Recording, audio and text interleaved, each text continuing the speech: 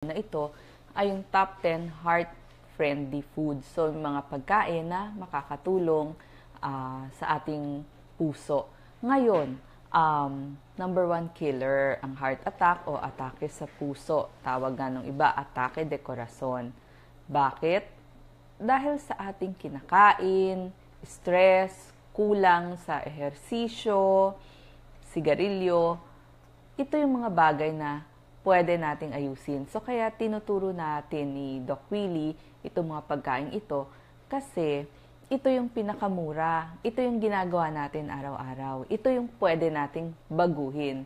Siyempre, yung lahi, hindi naman natin mababago yun. Pero ang ating kinakain, ang ating lifestyle, pwede nating baguhin. So, itigil yung paninigarilyo, mas mag-exercise, kung pwede, humanap ng paraan para mabawasan yung stress. At kumain tayo ng mga pagkaing kaibigan ng ating puso. Number 1 dyan, yung oily fishes. Pag sinabi nating oily fishes o yung mga isda na mayaman sa omega-3 fatty acid, katulad ng sardinas, dilis, alumahan, galunggong, tamban, tawilis, salmon. Lahat yan may taglay na omega-3 fatty acid. So, gaganda ang daloy ng dugo. Kainin 3 servings kada linggo, so mga 3 times a day. Yan ang sabi ng Harvard Medical School para makuha natin yung benepisyo ng omega-3 fatty acid. Number 2, oatmeal. Itong oatmeal merong soluble fiber na nagpapababa ng kolesterol. Inilalabas ito ng katawan sa ating pagdumi. So, 1 tasa ng oatmeal kada araw, baka bumaba ng 10% ang inyong kolesterol. Number 3, saging. Mayaman sa potassium, vitamin B. Yung potassium, para ibalanse ang asin sa katawan, ibinababa din ng blood pressure, at para sa maayos na tibok ng puso. Kasabihan nga natin, 2 bananas a day will keep the doctor away. So, yung mga may problema sa pagtibok ng puso, kain tayo ng mas maraming saging. Totoo po yan kasi subok ko yan. Mga pagkain mayaman sa potassium. Kasi kapag kulang kayo sa potassium, panay ang kabog ng dibdib nyo at mas ramdam nyo yan kapag gabi. Kaya ako dinadamihan ko yung mga pagkain marami sa potassium. Number 4, bawang.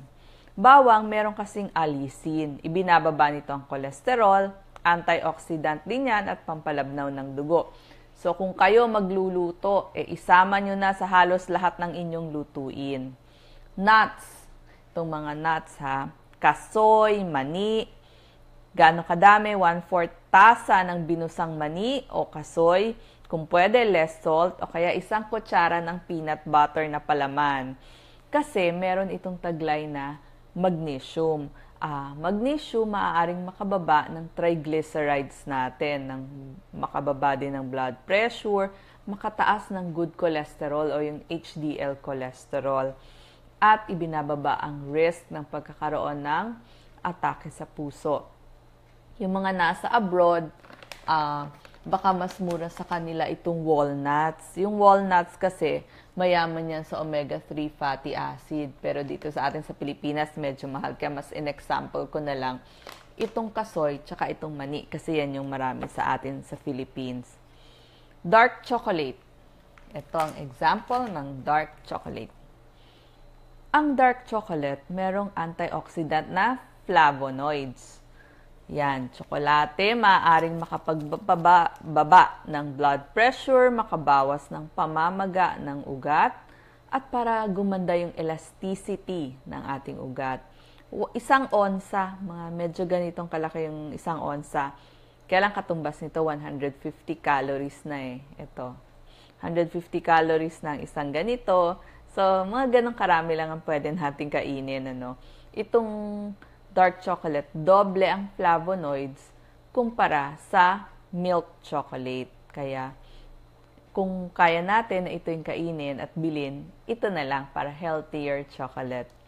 Number 7, yung mga pula o orange na gulay.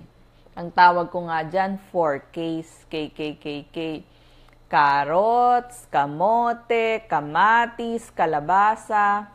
Antioxidants lahat yan na beta-carotene.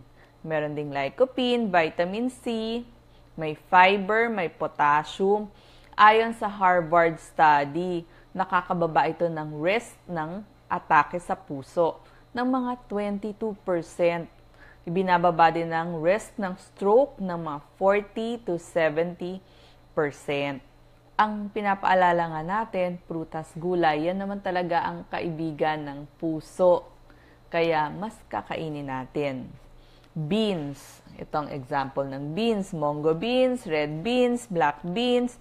Ayon kay Dr. James Anderson ng University of Kentucky, isang tasa ng cooked beans or 3 servings kada linggo, maaaring maibaba ang inyong kolesterol ng hanggang 20%.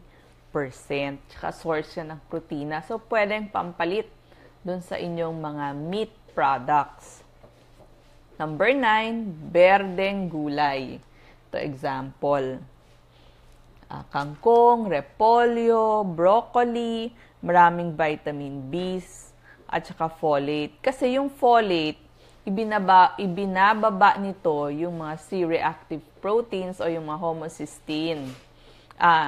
Yung C-reactive tsaka homocysteine, ito yung nagpapataas ng risk ng pagkakaroon ng atake sa puso. So, tsaka itong yung mga gulay na ito, like broccoli, marami yang potassium. So, pag mataas ang potassium mo, ibababa niya yung asin sa iyong katawan o yung sodium. Itong soya, kasama dyan sa soya yung tokwa, tofu, soya milk, source ng protina, vitamin B, folate, calcium, potassium, magnesium. Sabi nga ng American Heart Association, pangpalit ito sa karneng baka, karneng baboy, yung mga high-fat foods o yung mga high-fat na pagkain. At isama na rin natin yung mga red foods for the heart. Anong example nun? Mga strawberry, tomato sauce, grapes, yan yung damihan natin. So, ito yung mga bagay na mababago natin. Isama na natin yung pag-exercise, paghinto sa sigarilyo, at pagbawas sa stress,